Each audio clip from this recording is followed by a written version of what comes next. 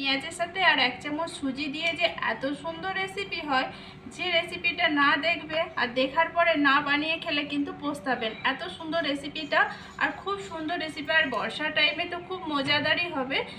ছোটোদের যদি টিফিনে বানিয়ে দেওয়া যায় আরও কিন্তু খুব টেস্টি হবে, আর বাচ্চারাও খুবই পছন্দ করবে। এই রেসিপিটা এত সুন্দর, না খেয়ে কিন্তু থাকতেই পারবেন না, আর কিন্তু আগেই বানানোর জন্য চেষ্টা করবেন। আর এটা খুব সহজেই কিন্তু বানানো যায়। নমস্কার বন্ধুরা, বাঙালি কুকিং এ সবাইকে স্বাগত। সবাই ভালো আছে, আমিও ভালো আছি। আজকে আমি একটা রেসিপি শেয়ার করছি। রেসিপিটা আশা করছি আপনাদের খুবই পছন্দ হবে। চলুন দেখা যাক আজকে আমি কি রেসিপি শেয়ার করছি আর কি করে বানাচ্ছি না বানাচ্ছি, সবারই পছন্দ হবে। এখানে আমি আজকে পেঁয়াজ নিয়েছি, এই পেঁয়াজ দিয়েই আমি আজকে রেসিপিটা বানাবো। আর এর মধ্যে আমি কি দিচ্ছি না দিচ্ছি সেটাও আমি কিন্তু আপনাদের সাথে শেয়ার করব। এখানে কিন্তু আমি সুজি দিয়ে দিচ্ছি। সুজিটা কিন্তু এখানে 4 চামচের মতো হবে। এখানে আমি পুরো সুজিটা দিয়ে দিচ্ছি, আর এই বাটিটার 1 বাটির মতো হবে। আমি যে কোনো একটা মাপ দেখে দিচ্ছি, বাটিটার মাপও বলে দিচ্ছি, চামচটার মাপও বলে দিচ্ছি। আর এখানে কিন্তু অল্প অল্প করে সুজিটা দিতে হবে, দিয়ে কিন্তু এটাকে ভালো করে মাখাতে হবে। এই পেঁয়াজটার সাথে যেরকম করে ভালো করে মাখানো যাবে ততটাই ভালো হবে। আর পেঁয়াজটা কিন্তু আমি এরকম লম্বা করে কেটে নিয়েছি। এই দেখুন, এখানে পেঁয়াজটা আমি লম্বা করে কেটে নিয়েছি। এরকম করে কিন্তু লম্বা করে পেঁয়াজটা কেটে নিতে হবে। আমি এখানে কিন্তু ভালো করে মাখাচ্ছি, কিন্তু আমি এখানে জল দেবো না। আর এই পেঁয়াজের যে জলটা আছে সেই জলটাতেই কিন্তু পুরো সুজিটা কিন্তু মাখানো হয়ে যাবে। এখানটা কিন্তু আমি ভালো করে মাখিয়ে নিচ্ছি আগে।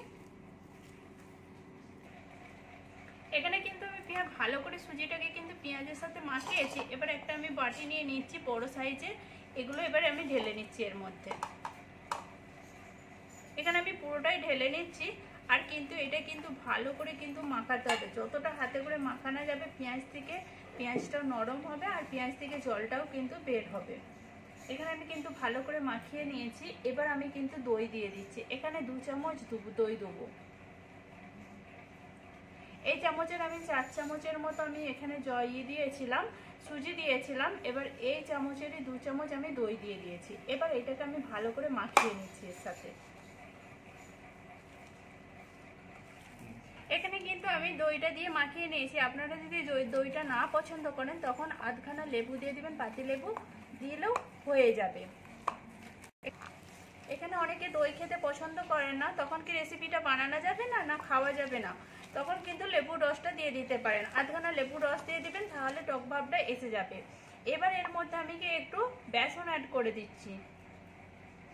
এখানে আমি কিন্তু 1.5 চামচের মতো বেসন দিয়ে দিচ্ছি। একটাই কিন্তু আমি চামচ ইউজ করছি, এই চামচটার মাপে আমি 1.5 চামচ বেসন দিয়ে দিলাম। এবার কিছু মশলা অ্যাড করে দেবো এর মধ্যে। এখানে আমি কিন্তু হলদি পাউডার দিয়ে দিচ্ছি মানে 4 ভাগের 1 ভাগ আমি হলদি পাউডার দিয়ে দিলাম। 1/2 চামচের মতো একটু লঙ্কা গুঁড়ো দিয়ে দিলাম, একটু ঝাল ভাব আসার জন্য। স্বাদ অনুযায়ী আমি কিন্তু নুন দিয়ে দিচ্ছি, টেস্টটা যেমন আসবে সেরকম হিসাবে কিন্তু আমি নুনটা দিয়ে দিলাম। এখানে আমি কিন্তু দিয়ে দিচ্ছি। এবার কিন্তু আমি কাঁচা লঙ্কা দিয়ে দিচ্ছি। কাঁচা লঙ্কাটা কিন্তু আমি দুটো দিয়েছি, দুটো কাঁচা লঙ্কাকে আমি কুচি করে নিয়েছি ছোট ছোট করে। এবার আপনাদের ঝাল অনুযায়ী আপনারা সেরকম হিসাবে দেবেন। যদি ঝালটা একটু কাঁচা লঙ্কার ঝালটা খান তাহলে গুঁড়ো লঙ্কাটা, এটা যে কাশ্মীরি লঙ্কা গুঁড়োটা পাওয়া যায় সেটা দিয়ে দেবেন, কালারটাও খুব সুন্দর আসবে। এবার এগুলোকে আমি একসঙ্গে ভালো করে মিশিয়ে নিচ্ছি। এই যে এখানে আছে যে পেটারটা, এখানটা আমি কিন্তু ভালো করে মিশাতে হবে। আর এখন অবধি যে সকল বন্ধুরা দেখেছেন প্লিজ একটা লাইক দিয়ে দিবেন। পুরনো বন্ধুদের জানাচ্ছি অসংখ্য ধন্যবাদ। আমার চ্যানেলে নতুন বন্ধু হয়ে থাকলে প্লিজ সাবস্ক্রাইব করে পাশে থাকবেন। এখানে আমি কিন্তু ভালো করে বেটারটাকে আগে ভালো করে মাখিয়ে নিই সবার সাথে। এখানে কিন্তু আমি অল্প করে জল দিয়ে দিচ্ছি। জলটা দিয়ে আমি ভালো করে মাখিয়ে এইটা কিন্তু আমি 10 মিনিটের মতো ঢাকা দিয়ে দেবো। ঢাকা দিয়ে রাখবো। আর ঢাকা দিয়ে রাখার পরে আমি এখানে এর জন্য খাওয়ার জন্য চাটনিটা বানিয়ে নিচ্ছি। ততক্ষণ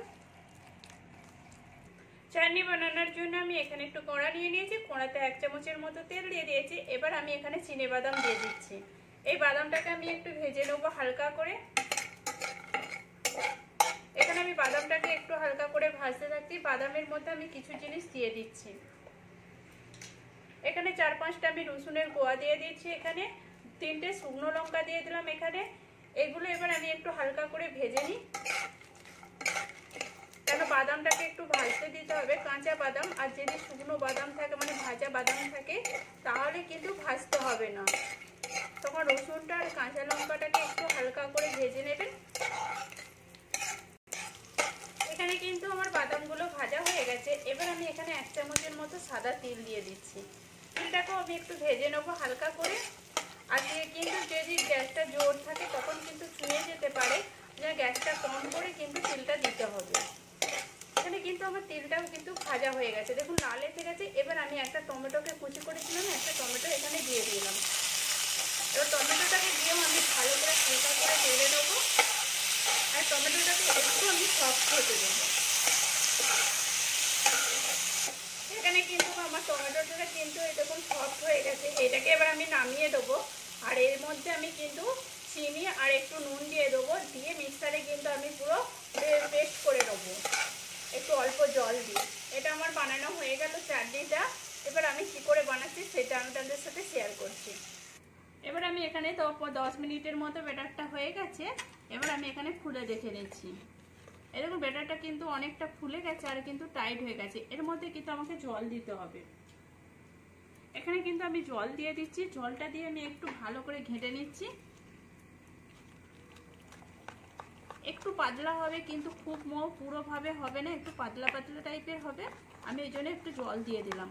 আর 10 মিনিট এই জন্যই রাখা, সুজিটা ফুলে যাওয়ার জন্য আমি 10 মিনিট রেখে দিচ্ছি। আর এই রেসিপিটা খুবই সুন্দর। এখানে কিন্তু আমার ব্যাটারটা হয়ে গেছে। এই দেখুন এরকমভাবে আমি ব্যাটারটা বানিয়েছি। আর এটা আমি রেখে দিচ্ছি। এখানে তাওয়া বসিয়ে নিয়েছি একটা। তাওয়াটার মধ্যে আমি অল্প হালকা তেল দিয়ে দিচ্ছি।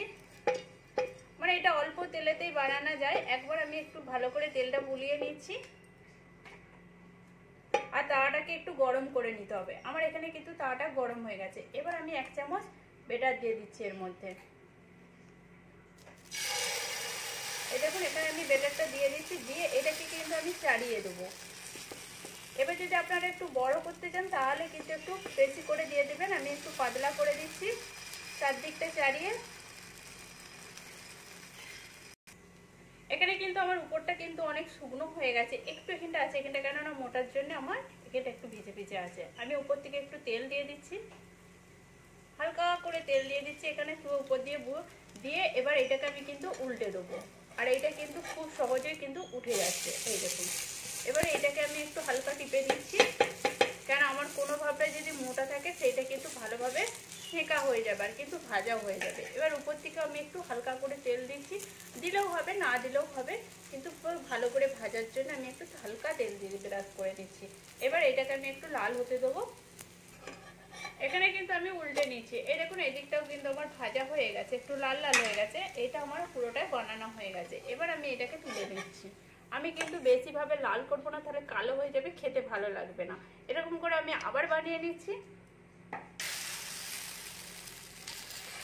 এখানে কিন্তু আমি আবার দিয়ে দিচ্ছি একইভাবে, আর একটু আমি গোল শেপ দিয়ে দিচ্ছি। এটাকেও কিন্তু আমি একইভাবে হতে দেবো। এখানে কিন্তু আমাকে সবগুলো কিন্তু হয়ে গেছে। আমি একইভাবে কিন্তু বানিয়ে নিয়েছি। এখানে কিন্তু আমার সবগুলো বানিয়েছি। আর কেমন বানিয়েছি এই দেখুন দেখাচ্ছি। এই দেখুন কত সুন্দরভাবে হয়েছে, দেখতেও খুব সুন্দর লাগছে। একইভাবে সবগুলোই বানিয়েছে। আর এটা কতটা সফট হয়েছে সেটাও দেখতেই পাচ্ছেন। আর এই চাটনিটা থাকলে তো আর দেখতেই নেই। চাটনিটাও কিন্তু আমি পুরো পেস্ট করে ভালো করে নিয়েছি। আর আমি তো বলেই দিয়েছি কি করে আমি বানিয়েছি না বানিয়েছি। আর এটা আমি ছিঁড়ে দেখাচ্ছি। এই দেখুন ভিতরটা কিন্তু পেঁয়াজ রয়েছে, খুব সুন্দর খেতে লাগবে, বোঝাই যাবে না। আর চাটনিটার সাথে তো খুব সুন্দর মজাই লাগবে খেতে। এই দেখুন প্লিজ আপনারাও এরকম করে বাড়িতে বানিয়ে দেখুন। আর কেমন হয়েছে সেটাও কমেন্ট করে বলবেন। ভালো লাগলে একটা লাইক করে, শেয়ার করে, সাবস্ক্রাইব করে কিন্তু পাশে থাকবেন।